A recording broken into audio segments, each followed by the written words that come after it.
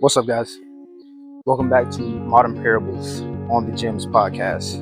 We're going to go ahead and jump right into the parable. There's a woman named Joyce that returned to her kitchen to make her renowned red velvet cake. So, first off, I want to give a shout out to my Aunt Joyce, who makes the best red velvet cake. If you're a family, you know that reference was automatically going to her already. So, just a little honor for my Aunt Joyce. I love y'all. If you're watching this or if you see it at some point, love y'all. Anyways, let's continue. Joyce makes her renowned red velvet cake. The first cake comes out perfect. No mistakes, no blemishes. Consistency is great. A second cake was made. Okay, Joyce makes a second cake.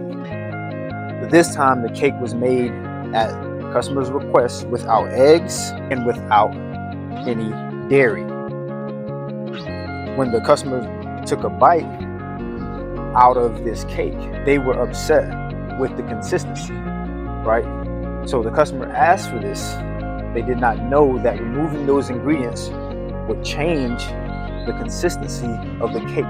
A third cake was made at the customer's request. In this cake was completely different from the original.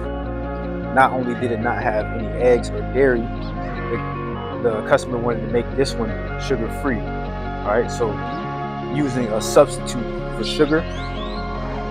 Okay, and then this cake was going to be a cake that set, was not actually be baked in the oven. It's just going to sit out, not use an oven, not use any eggs, not use any dairy. Okay, cutting out everything that actually makes a cake. When the customer came in to pick up the cake, they looked at it and they saw that the consistency, just the makeup of this cake in general, was not what the original is. The customer's upset. The customer's complaining about the consistency of the cake, the way the cake looks, and pretty much they received the cake and they just completely threw the whole thing out because it is not what they had heard about. It is not what they thought that they were requesting. Where am I going with this? Although they want the original red velvet cake, they did not request the original red velvet cake. And according to their request, they were requesting something that was hardly even a cake at all. Okay? Here's the thing. You can change the ingredients in terms of how you quote unquote make a cake. And although you can label it a cake, if you are missing certain things from that ingredient list, it is not going to be the type of cake that is the original, that is the common type of cake.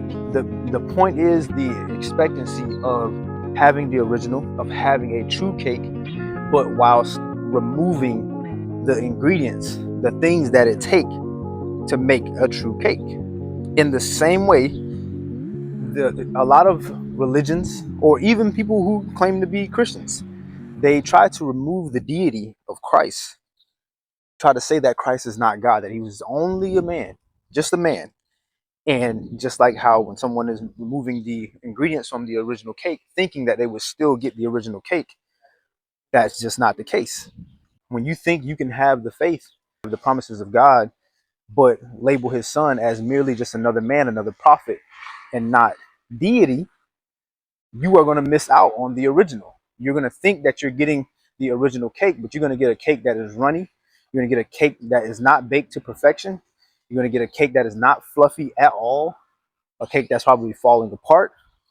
See what I mean? You can do what you want, but at the end of the day, this is not a do what you want type of faith. In this faith, you have to adhere to the things that have been set in place by the Most High God, by Yahweh. Because if you don't, you are going to stray away from the original. And what we want is the original, but we want the original by our rules, by how we set it up to be, and not by how he set it up to be. Okay?